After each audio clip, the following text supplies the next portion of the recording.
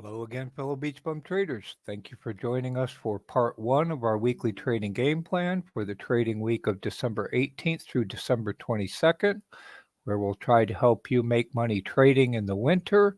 So Thursday will be the first day of winter in the Northern Hemisphere, and we'll again try to identify some trade ideas, some strategies to help you make money trading this winter. So let's get started. Welcome, MD, Brian Moritz, Alan Krantz, Easy Mike. Thank you all for joining us. So here's our notes, our Google document with our notes for our weekly trading game plan for this week of December 18th through the 22nd. We keep our notes in publicly accessible Google documents. You can find a direct link to this Google document in the description box below. Our notes contain bonus links to videos, links to the tools and resources we use to put together our weekly trading game plans. We keep all of our Google documents with our weekly trading game plan notes in a publicly accessible Google Drive folder, so you can refer back to the notes from this week as well as previous weeks. And again, you can find a direct link to that Google Drive folder in the description box below. So let's take a look at how the markets ended up on Friday. We'll go to the homepage of FinViz. Friday, just a reminder, was quad witching day, so we had options and futures all expiring on Friday together. So we see that volatility, that market on close spike up in all the indices. Again, a slightly increased volatility. All the indices, while the Dow and NASDAQ eked out a small gain. S&P was, 0.01% negative, but again, we see that strong market on close pop back up. We did have more decliners than advancers, so about 60-30 decliners to advancers, although we had 85% new highs, only 14% new lows. We now have 78%, almost 79% above their 50-day moving average. Pretty high percentage, and we have 65% above their 200-day moving average. So it's been a very bullish week. We had the exuberant reactions both to the inflation data, CPI, PPI data, and then the Powell Fed interest rate decision and the press conference comments, all of which we'll review in a few minutes. So we can see Friday was kind of a rotation back into the Magnificent Seven. Earlier in the week, we had seen some rotation into small caps, into other segments, but again, on Friday, the rotation was back into the Magnificent Seven, into the FANG stocks. So we see almost all the other segments were mostly red, other than the Magnificent Seven, the mega cap techs. Welcome, Logan Flips, the Ricky Khan. Thank you all for joining us. So some current news. Dow, NASDAQ closed higher, extending rally to a seventh winning week. So again, we've had a nice rally since we got through October. So outlook, Fed-fueled rally, third straight record close on the Dow, scores S&P longest weekly win streak in 6 years. So again, very bullish, very exuberant sentiment right now. So we saw oil, we'll see in the futures, quickly tested below 70 and then bounced back up. Now it seems to be rising, right now about 72. Natural gas dipped into the low twos, bounced, and now it's up into the mid 240s. Gold, again, broke down slightly below 2,000, bounced off that 2,000 support level. And then we'll also see silver similarly tested a support level and bounced back up. See the futures on the Dow and NASDAQ are slightly positive. S&P just very slightly negative right now. We saw the dollar weaken on both that inflation data as well as the Fed interest rate decision. And we saw the Treasury yields precipitously drop, and therefore Treasury prices rise on that Fed interest rate decision. So now you can see we broke down. Now the 10-year is broken down below 4%. So again, we saw a precipitous drop in the yields and a significant bounce in the Treasury prices. Welcome, Carmen. Thank you for joining us. Glad to see you. Hope the weather in Tampa is a little bit better. It's still very windy here. The Crow, thank you for joining us. Good to see you here as well. So next we'll look at the groups, the industries, the sectors in FinBiz.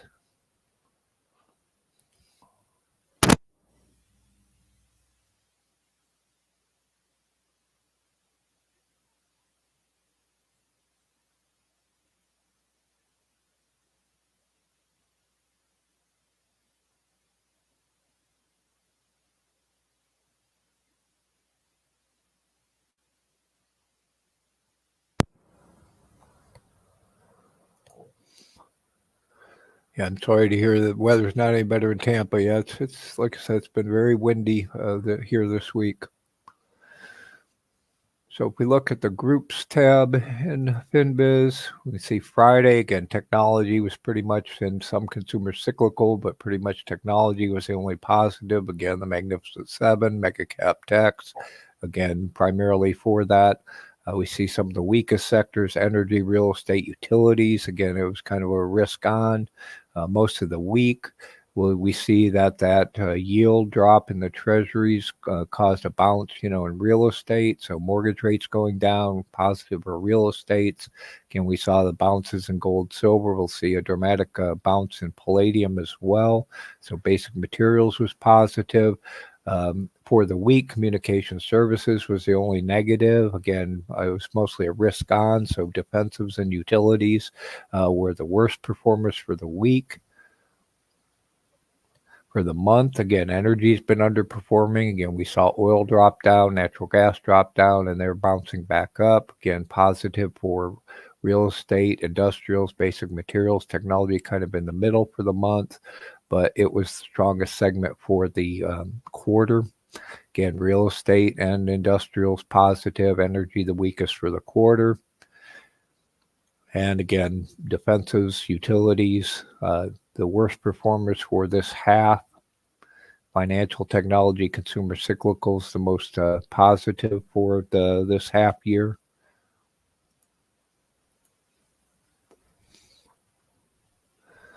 Look at the industries.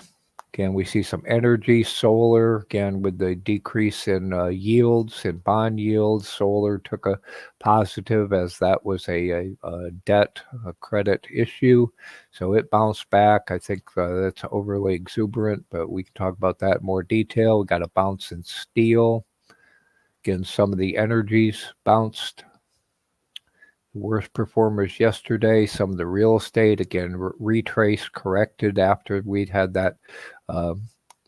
We got a little bit of a correction in the bond yield. So after they had dropped precipitously, they bounced back up a little bit. So there was some correction in real estate, some correction in the REITs. Again, a little bit of a correction after a run up in silver. Uranium, even though it's showing negative, it's still very strong. All the uranium stocks are still running very close to their resistance levels. So again, even though it shows red, it's been very strong. Again, we saw solar got that big jump this week. Real estate REITs were generally positive. Not a whole lot of negativity. Coal, a little bit of uranium. For the month, again, real estate's been improving. So again, the drops in mortgage rates, drops in bond yields should be positive for real estate continuing. Silver and gold were generally positive for the month. And again, the weakness was in oil, natural gas, and agricultural inputs. We talked about the seasonality effect for that. For the quarter, again, oil, energy negative. Solar, you can see, was negative for the quarter. For the half, again, energy generally positive, real estate generally positive, and solar the weakest, and some pharmaceuticals.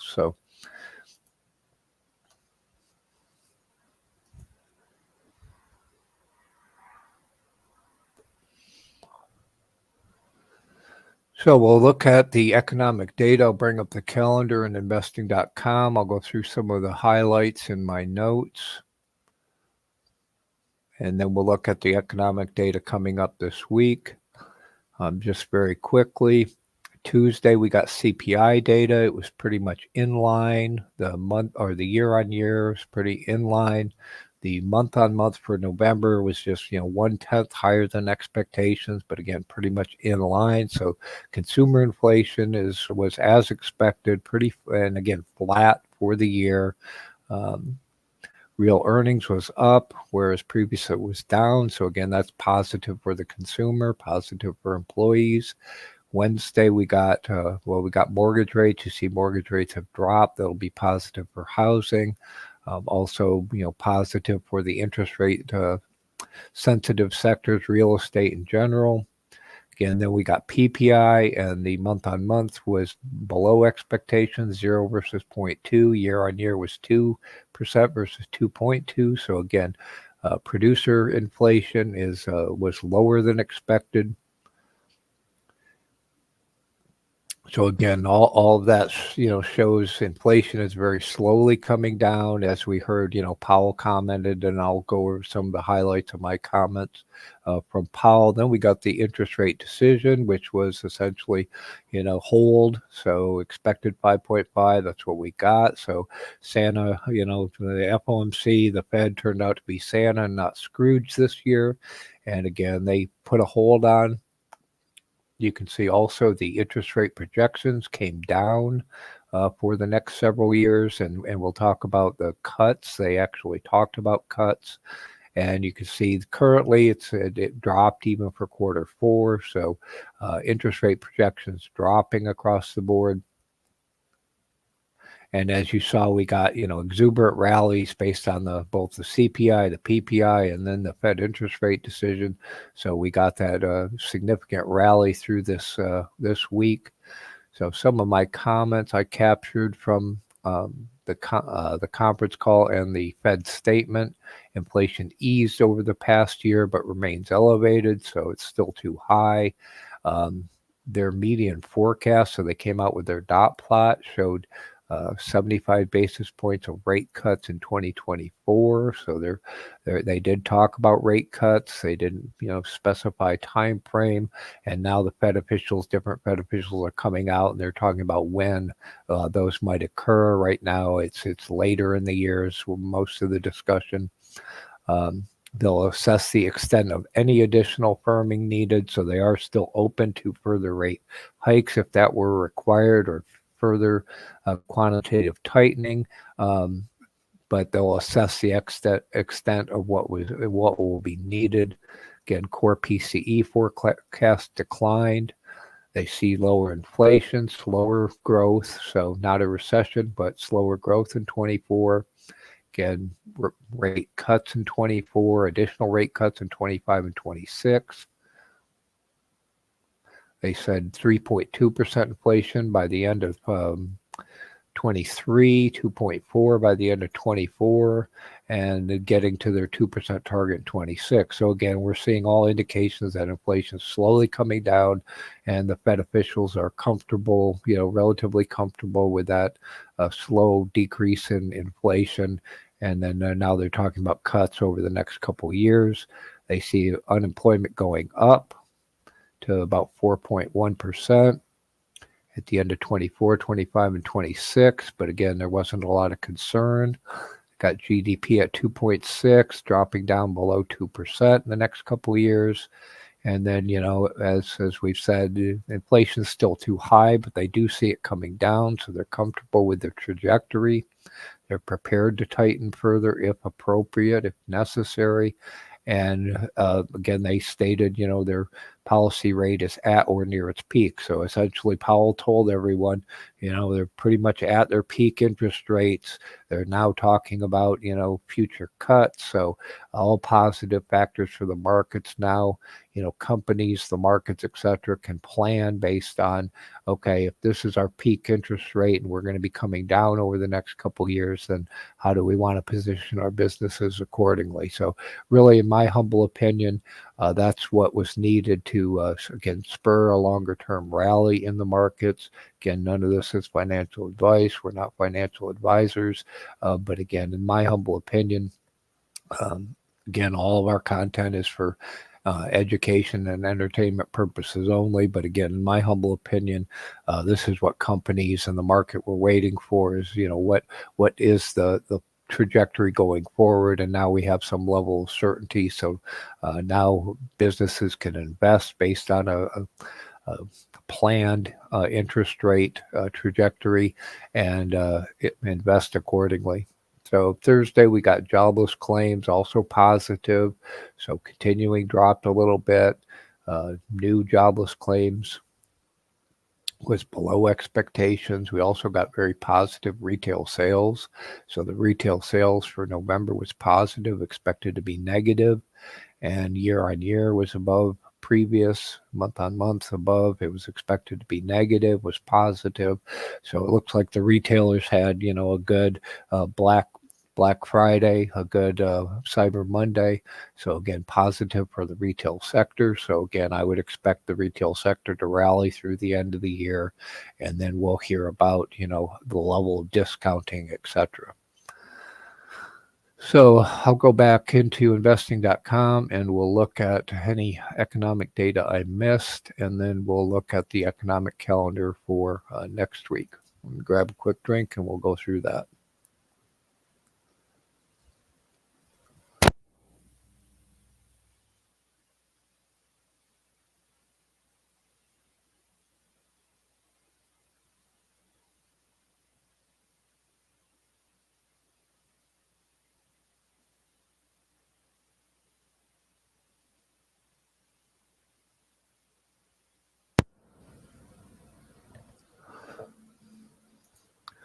Okay, let me zoom that up a little bit.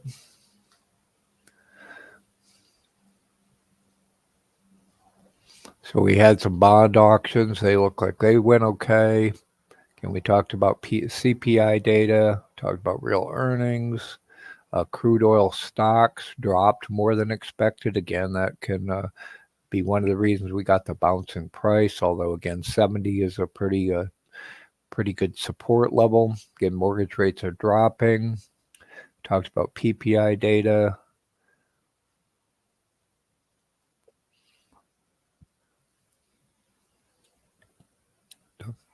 Gasoline inventories were down more than expected. We talked about the interest rate projections and the interest rate decision. Talked about jobless claims and retail sales. Retail inventories down level of expected. Natural gas storage was down more than expected. So again, possible cause for the rebound in natural gas prices. And we got Fed officials starting to talk again. We heard some of their opinions as to when the cuts may come, and they're going to have varying opinions. So the market will react a little bit based on when exactly a given Fed official would expect cuts. Production slowing. Again, we expect GDP to slow. The Baker Hughes rig count. U.S. oil rig counts dropped again a little bit. Total rig count dropped a little bit again. So we've been seeing the rig counts now slowly decrease. So again, that's going to provide some additional support for oil prices. So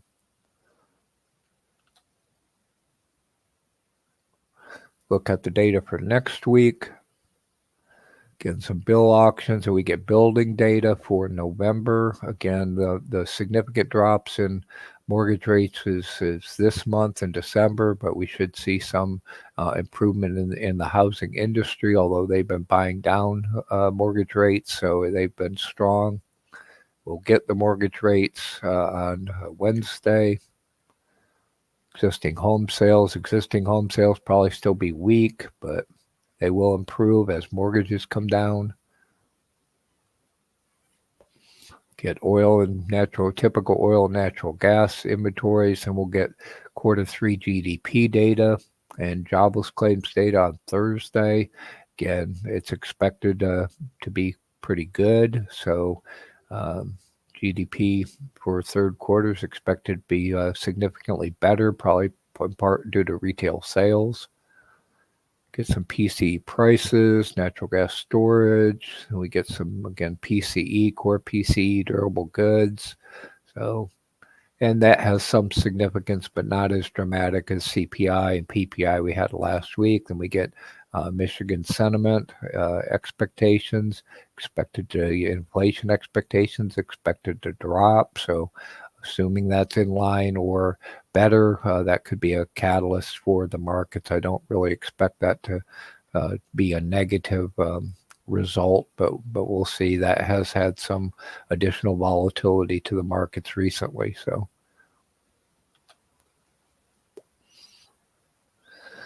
I believe they're starting up some of the earnings, so you can see who's reporting earnings next week in investing.com. I think we're just getting started into another earnings season. Looks like some biotech, some energies, some gold. So again, you can see who's reporting earnings. But again, I believe there's FedEx on Tuesday, so transports that'll affect the UPS, etc. So just getting started in a new earnings season.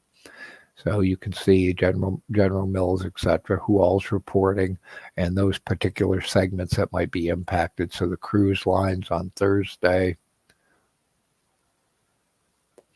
So again, just getting started into another earnings season. I put all the next FOMC meetings for 2024 into our notes. You can see the next meeting's not till end of January, so we've got plenty of time now with this on hold. So again, the probability of cuts will oscillate. I don't think anybody expects a hike or a near-term cut, but you can see the whole calendar of FOMC meetings for 24 there, and also be the link in the notes. Talked about the earnings calendar, so now we'll jump over to the market screen in Webull.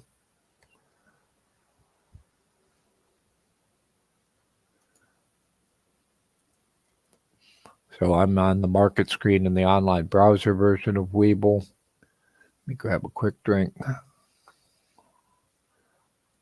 Welcome Born to Be Free. Thank you for joining us. Hope you're doing well.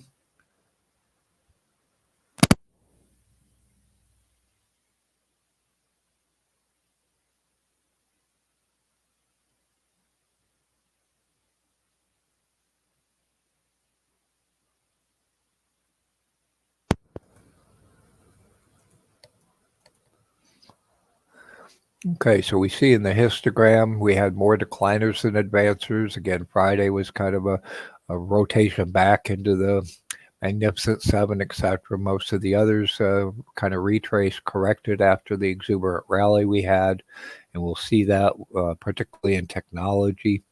However, again, on Friday, as we've seen for several weeks, we've got inflow into the NYSE and an outflow out of the NASDAQ on Friday. So even though we saw the Magnificent Seven, the mega cap techs advance, there was a net outflow of cash out of the NASDAQ.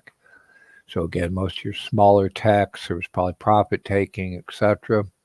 Again, you can see the near-term earnings calendar here in the calendar section. So again, you can see who's coming up in the near term, track that.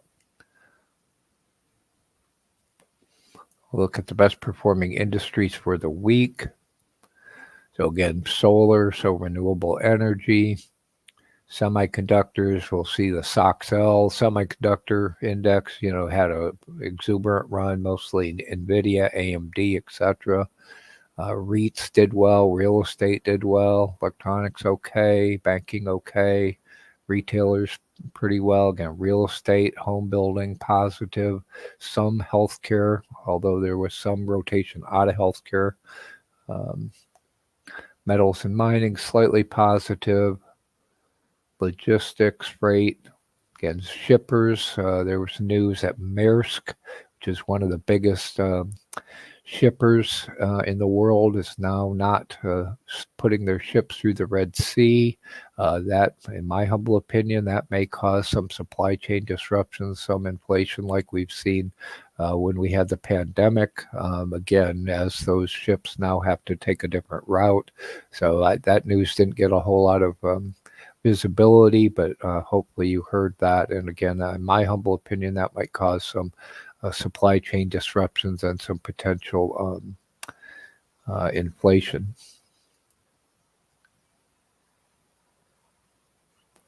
Welcome, Walter Lyons. Glad to see you. Hope you're doing well. So look at the ETFs. So right now we've got, I believe that's short. So we've got some small caps short. So short the Russell, short small caps. We've got up on the Dow, kind of mixed on the S&P, up on the NASDAQ. Got it up on volatility. So we just saw the volatility had dropped, VIX dropped in the 12s, low 12s, and seems to be rising just very slowly. So not a whole lot of volatility, but slightly increasing. Again, short small cap, short Russell.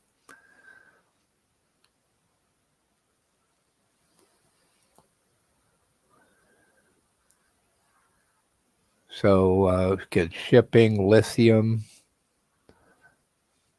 Most of the others are red. Utilities, energy, real estate, all red.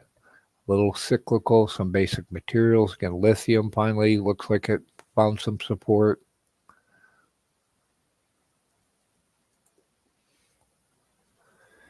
PAL, again, we see this really exuberant, dramatic bounce in palladium. So PAL is an ETF that we have in our ETF sheet for palladium. If anybody caught that bounce, I know I saw some people caught that bounce and making some good money. Wheat, again, we got stopped out of our wheat trade. It kind of peaked and rolled over. Looks like it found some support and got a little bit of a bounce. And palladium.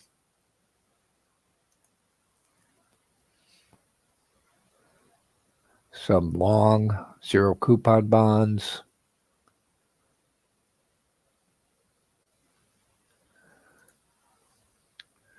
Okay, so let's look at the futures.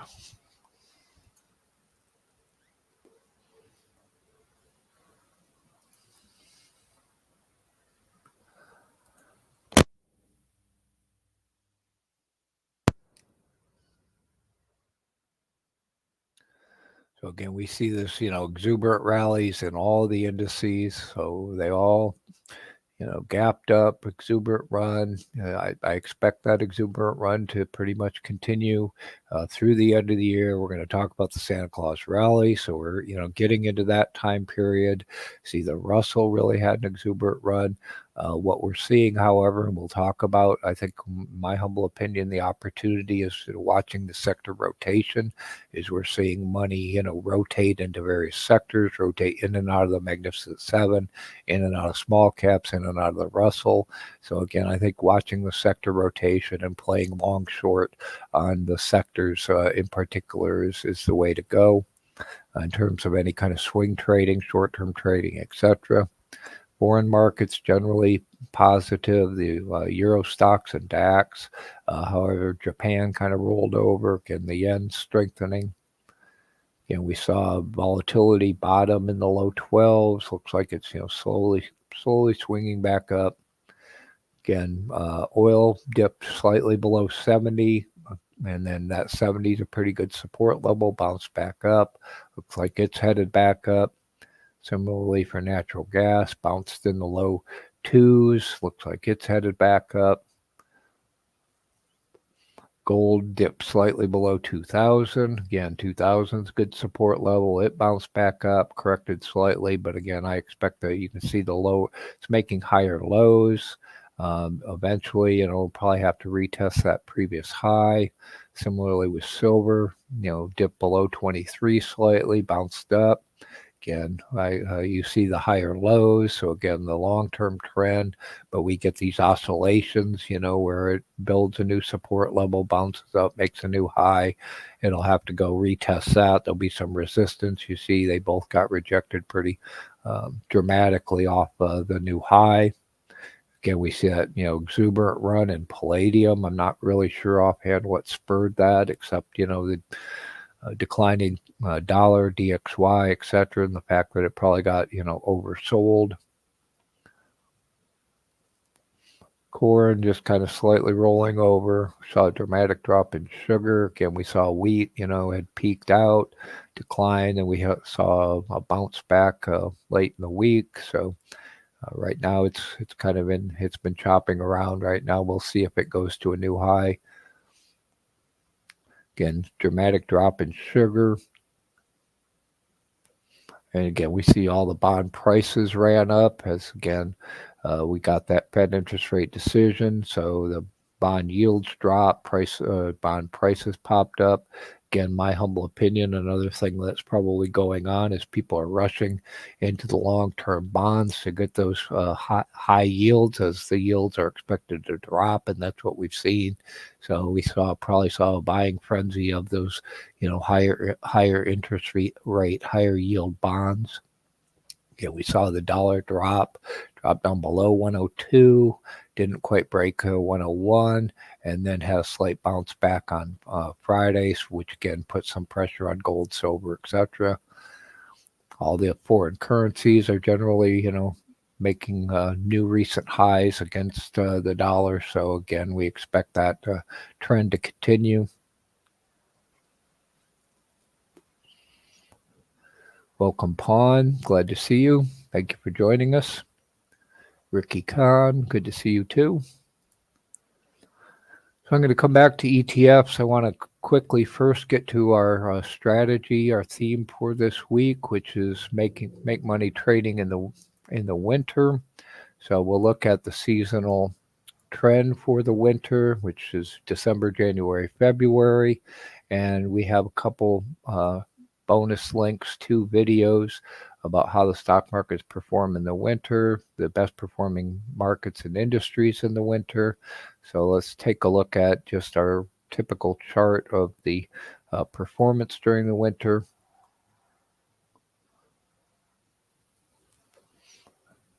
So as we can see historically, for January, February, March, we get kind of a mixture. So January tends to be very positive. For December is very positive. So December, the average is 1.6% positive for the S&P. January is 1% positive for the S&P. February, we get a steep retracement, but it's still historically positive, 0.1%. And then we get a bounce back in March. So again, for the winter months, December and January are positive, December being the best month, February being a slight retracement, slight correction, and then a bounce back into March. So the winter season could be a little bit choppy. So we'll talk about, Santa Claus rally, which I'm sure contributes some to the December and January positivity. We'll talk about the January effect, what that is, and again, something that contributes positively for January. And then as we get into February, we'll talk about some of the potential causes for this correction retracement. So again, planning your trading for the winter, best months, December, January, possibly some defensiveness into February, and then again, re-entering being positive for early March.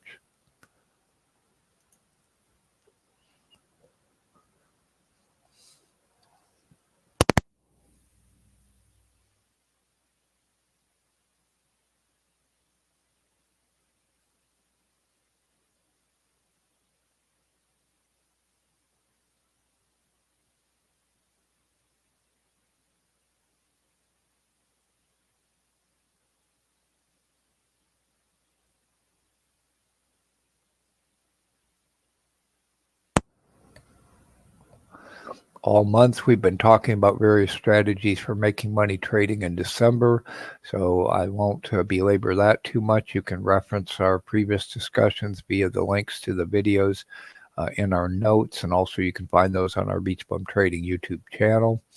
But we've been talking about making money in December, the best performing sectors, industries, etc. Next week, we will start talking about the Santa Claus rally. What is it? Is it real? What does that mean? What happens in years that you don't have a Santa Claus rally? And you can listen to that short as well. We've also been talking about tax loss harvesting, tax loss selling. In my humble opinion, again, I think this should be about the last major week of tax loss harvesting. We may see some of that this week. Again, I think next week you'll start to see the big traders going on vacation for the holidays, etc. So I think, this will be the last of the tax loss harvesting, tax loss selling. And then again, we'll talk about the January effect and the effect of the wash sale So just be aware if you're taking advantage of that. Make sure you're aware of what the wash sale rule is, how that works. Again, if you need tax advice or anything else in terms of planning your taxes for the end of this year, we use Mark J. Kohler, and you can find our affiliate links to Mark J. Kohler both in the notes and in the links. Again, we're not tax attorneys, we're not CPAs, and we would refer you to Mark J. Kohler for any kind of tax advice regarding either your stock trading or anything else related to your taxes. I also added, since we're talking about making money in the winter, I added some links to our previous videos for how to make money trading in January. We have a previous video that explains what the January effect is, also what the January barometer is, and how that helps predict the performance of the markets for the year. So you can listen to those videos. Also, we've got one on February and several on March, so you can plan ahead, and then we will supplement those videos as we move forward through the winter, and we'll add to it with additional strategies to how to make money in the winter as we go forward. So we hope all that helps. And again, you can find all these links and access these videos via our notes Google document, and you can also find them all on our BeachBum Trading YouTube channel. Okay, so now we'll go back to our ETF Google Sheet. So if anybody has any ETFs you want to look at, I do have some additions, some enhancements to our ETF Google Sheet that I want to highlight. Grab a quick drink and we'll cover that.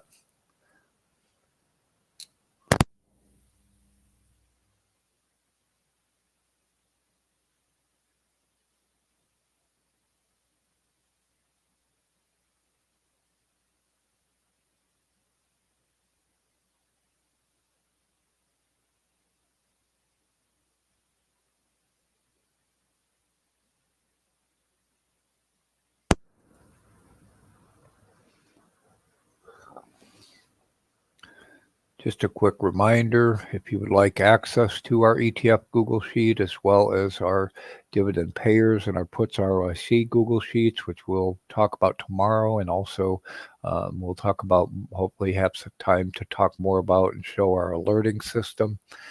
You can get access to all of our Google Sheets, as well as that alerting system, by joining our Patreon at the All Access or VIP level. And you can find links to that in our notes, as well as in the description box and in our BeachBum Trading YouTube channel. So some enhancements I wanted to highlight in our ETF Google Sheet. Let me open it up and let that load while we talk.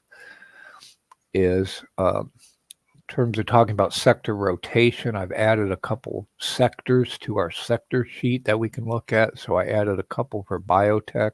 We'll see when we look at the technology sector components. Biotech LabU had a nice run up as well. Again, we had a exuberant risk on rally this week, so all the technology sectors got a significant boost.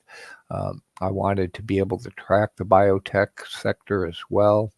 So I added XBI, which is the S&P biotech index, and the IBB, which is essentially the NASDAQ biotech sector tracker. Also added XHB, which is home builders. So if you want to track home builders separate from real estate, we can track home builders, and also metals and mining, which is XME. So again, I've added more sectors, better ways we can watch for sector rotation, take advantage of sector rotation. So let me show that a second.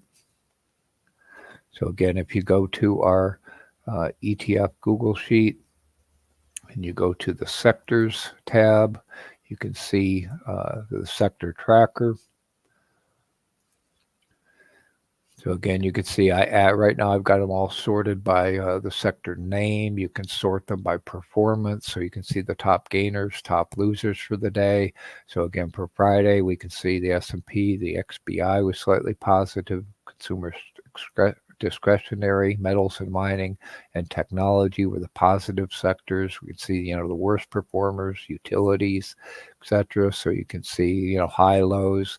Another thing I recently added was the FinViz URL link to each of these sectors. So now you can go to the FinViz URL column and quickly just click the link. You can see the current performance of the sector.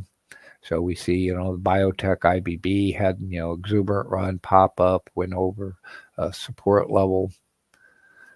So again, a good way to track sector rotation, and then again, see, the charts for those sectors. Again, since the IBB was, at a resistance level, maybe that's a potential to short that particular index of biotech. So I hope that helps. Welcome, Becca. Glad to see you. Thank you for joining us.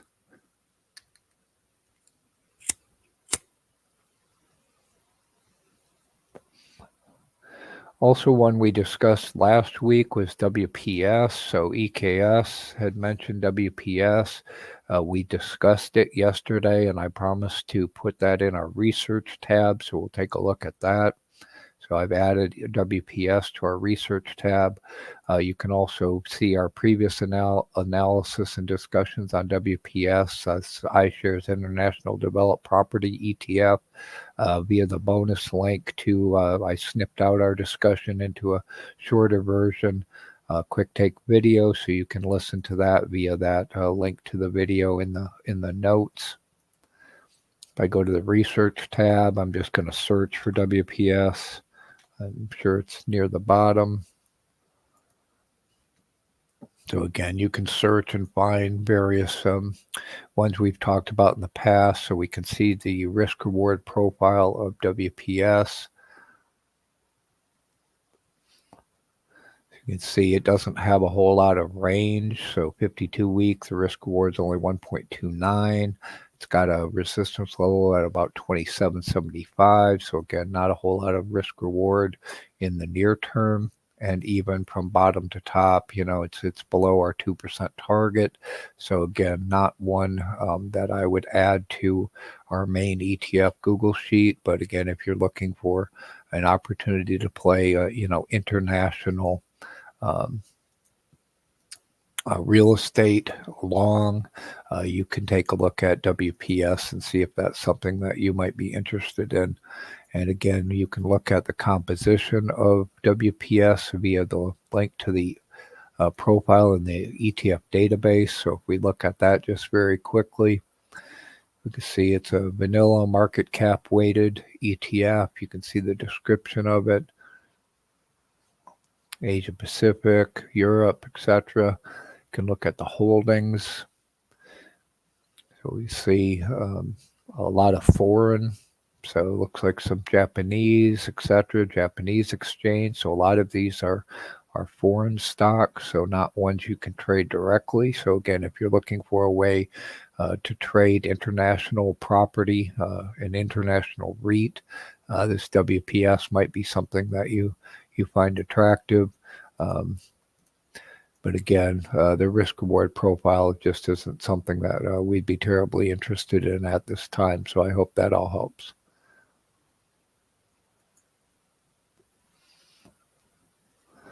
Okay, so now we'll go through our other ETFs. So again, if someone has anything that I missed, if you put a ticker up and I missed it, I apologize, and please put that back up.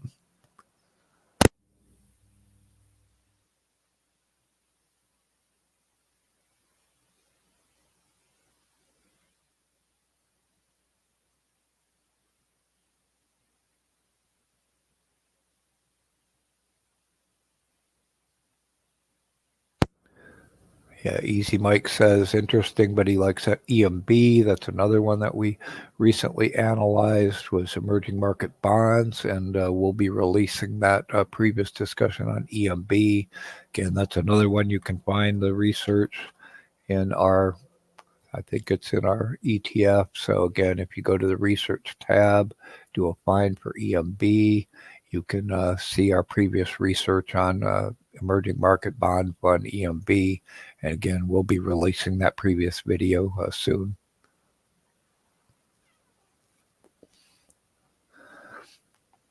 Good. I hope that helps, EKS. Easy Mike says sixth largest ETF inflow on EMB. So that's interesting. So that tells us, there's kind of a trend into emerging markets. So possibly we'll have to talk about emerging markets again in the near future. We've discussed it previously, but that sounds like a good trend to discuss again in the future.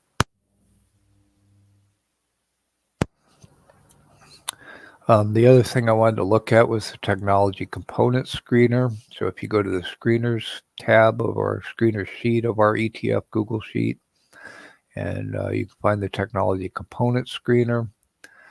So again, we recently added ARK-K, so you can see ARK-K made a new 52-week high.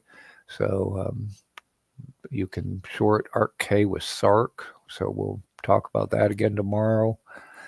FANG-U, the FANG stocks again broke out. It had an exuberant run. They're all the technology components. Had a nice exuberant run, but you can see the extreme in SOXL. So again, NVIDIA, AMD, you see that extreme exuberant run. A little bit dangerous. Again, the sentiment's very positive. There's a lot of positive sentiment behind NVIDIA, etc. So be careful shorting this. But I think that's a overextended exuberant run, and we'll talk about SOXS as well. And we can look at that in the ETF Google Sheet.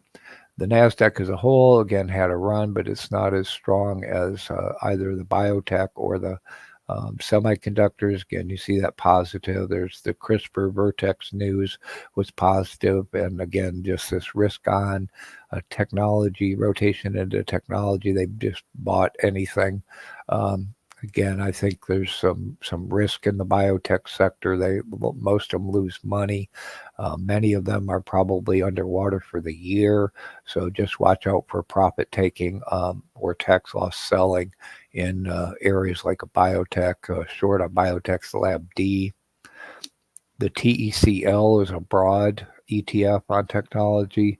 We went short in this index. TECS is the short, and we went short unfortunately before this exuberant run. But I think we'll get a correction probably before the end of the year.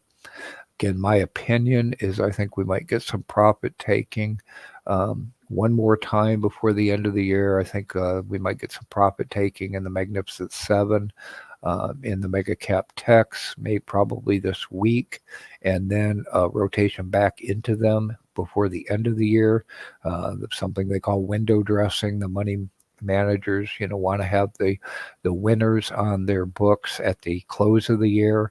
So I think they're going to want the Magnificent Seven on their books at the end of the year, but they're probably going to want to get a better price. So again, I wouldn't be surprised to see push down in the Magnificent Seven, the mega cap techs, the FANGs, again, potentially this week. And if that were the case, then we'll probably exit our TECS position. And again, I probably won't short any of these technology components until we get out of the end of this year. Just again, my opinion.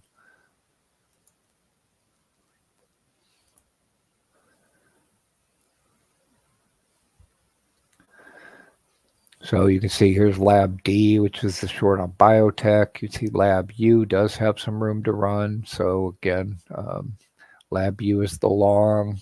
So Bitcoin has slight retracement. MJ and MSOS, a slight retracement. China bounced, so the China tech bounced a little bit. So yen shows -1, but it was lower. So again, yin and yang to play China. They did have some slightly more positive news. We've got coal. So block is up some. That's gonna blockchain, one that we own. This dry bulk one I would expect to continue to go up due to that Maersk news. Again, if we see a run up, you can, gold, we saw that bounce off of the 2000 level. So we long gold with GDXU, short gold GDXD. The miners have lagged, so it might be still some opportunities in some of the small miners. They were slowly running up, gold and silver miners. Talked about the bounce in lithium. So if you want a long lithium, there's a couple batteries in LIBAT and LIT. Again, long the NASDAQ TQQQ, short SQQQ. Oil, again, we went long USOI, which is a dividend payer on oil. But again, you can long with Gush or UCO, short with DRIP or SCO. Here's that PAL, had a big run in palladium. That was difficult to trade. It's pretty choppy. Watching real estate, again, positive trend, probably continue. Retail, positive for retail in general through the end of the year. Again, natural gas had a bounce, so again, long boil, short coal, or long UNL or UNG.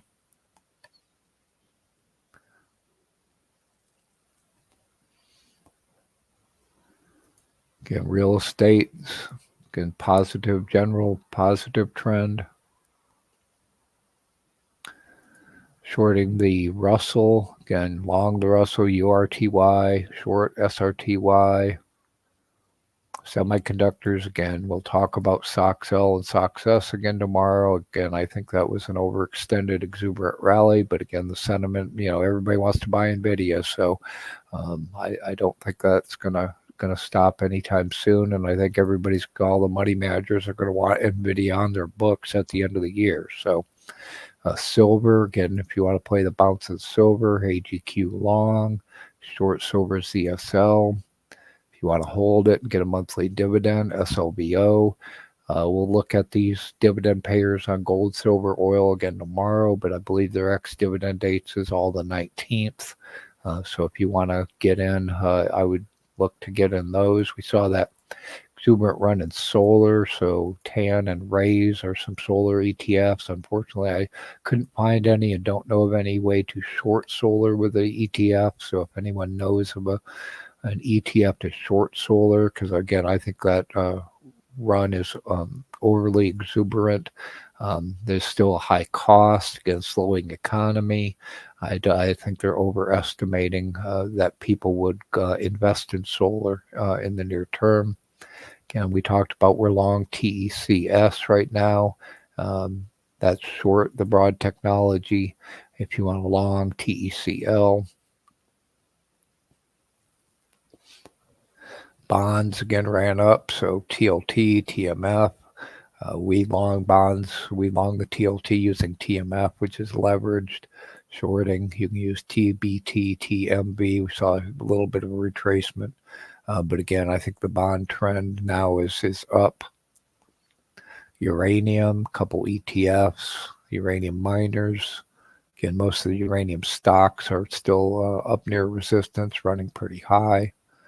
And again, we saw the volatility kind of bottomed and maybe swinging back up. And we talked about wheat. We've also looked at the yen before.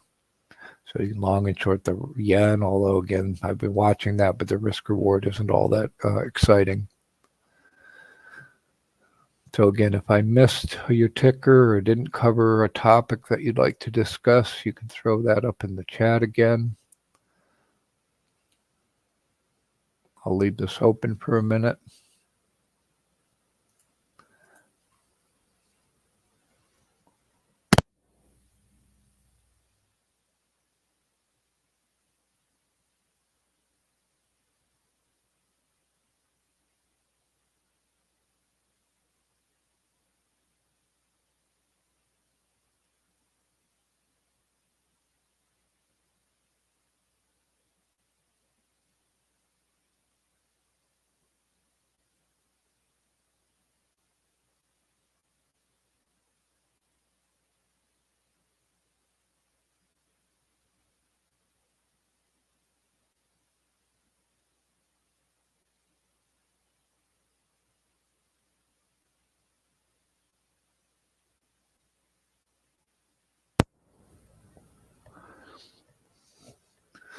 Okay, I didn't see, again, if I missed your question or comment, etc., you can always put that in the comments to this video. You can also always contact us in our Discord. You can find links to our free Discord in the description box below. We encourage you all to join us in our Discord. Again, you can always ask questions. We have continue these discussions, 24/7 in our Discord. And you can find a link in the description box below, also on our homepage, on the YouTube channel About page. Again, we're BeachBum Trading, all lowercase, no numbers, pounds, special symbols. So you can always tag us with any question or request for research on an ETF or due diligence on a stock, etc. You can also find invites to our Discord as well as links to all of our social media on our homepage, which is beachbumtrading.com, bum without the U. So again, plenty of ways you can find us and contact us with any of your questions, comments, feedback, etc.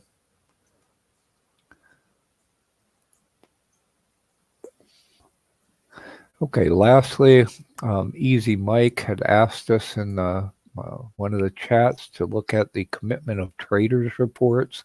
Not exactly sure exactly what he wanted to look at in the commitments of traders reports, but here's a link to the commitments of traders reports. So as you can see, this is the Commodity Futures Trading Commission. So this is a direct link to their homepage. Also, I added this link to our reference links on our homepage. So again, if you don't go down the link section on our homepage, you see we have links to a bunch of trading tools we use. Also, there's reference links to these various sites that we utilize. So you can see the commitment of traders link there. So you can see you can get reports on various futures, commodities, etc. You get metals and mining, agriculture, petroleum, natural gas, etc. And you can get futures only, or you can get options and futures. And if you click on one of these, we'll look at just agriculture just very quickly. You can see dealers, managed money, others, etc. You see a change. There's a lot of data in here, so you can see the change from week to week, etc. Of all the various futures categories. So here we're looking at wheat, reportable positions for wheat, different spring contract, different exchanges. So again, there's tons of information, and maybe Easy Mike can make comments or add some commentary in our Discord about what he looks for in this commitment of traders reports, how he uses these to make money trading. And again, there's a lot of information. It's pretty detailed, pretty complex. So again, I'd love to hear how Easy Mike or any of the other traders utilize this information to help you make money trading, whether it's trading futures or trading stocks or options, etc. Just another quick note is you can also see kind of a simplified version of this type of data at the bottom of any of the futures charts in FinViz. So I've put the link directly to the wheat futures chart in FinViz. So if you look at the bottom of this chart, you can kind of see very similar information. It's a little bit, in my humble opinion, it's a little bit easier to follow. Is you can see, okay, we got commercial hedgers, large traders, and then small traders, and we can kind of see the relative change. So here we had, commercial hedgers were increasing their positions in wheat.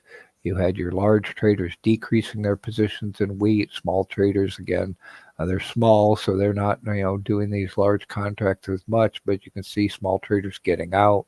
Again, probably some profit taking.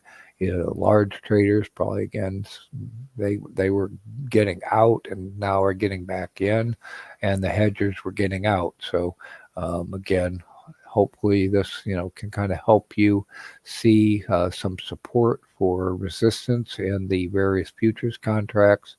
So again, you can find that at the bottom of any of the futures charts in wheat or in FinViz. And again, now if you'd like to access those commodities, COTs, commitments of traders reports. You can again find a link under the reference links on our homepage. I also pinned that in. We have a channel for commodities, and I put that information in the commodities channel in our Discord, and also pinned it there. So a number of places you can easily find that link to the various commitments of traders reports. So again, I hope that all helps. And again, if you'd like additional information, if there's something specific you want to know about how to use the commitments of traders reports, you can please put it in the comment to this video in our Discord, etc. And again, we'd love your feedback. What can we do to add more value? How can we improve our weekly trading game plans, any of our videos, our systems, our Google Sheets, our automated systems to help add more value for all of our BeachBum traders? So again, we'd love your feedback. Let us know how we can improve and add more value for all of our fellow BeachBum traders. Otherwise, we hope you all come back tomorrow, same bat time, same bat channel, 10 a.m. Eastern Time for part 2 of our weekly trading game plan for December 18th through December 22nd, where we'll be using all of this data to select our top swing trading stocks to watch, stocks in our bullpen, our shopping list, etc., and additional trading strategies, trade ideas on how to make money trading in the winter and help you succeed in your trading career. So we hope you all be back tomorrow and join us again for part 2 of this week's weekly trading game plan. Thank you for watching, and thank you for everyone who participated in the chat. A great group of traders all helping each other, sharing ideas. And again, we can continue these discussions 24/7 in our Discord. So we hope to see you all there as well. So thank you again, and have a great day.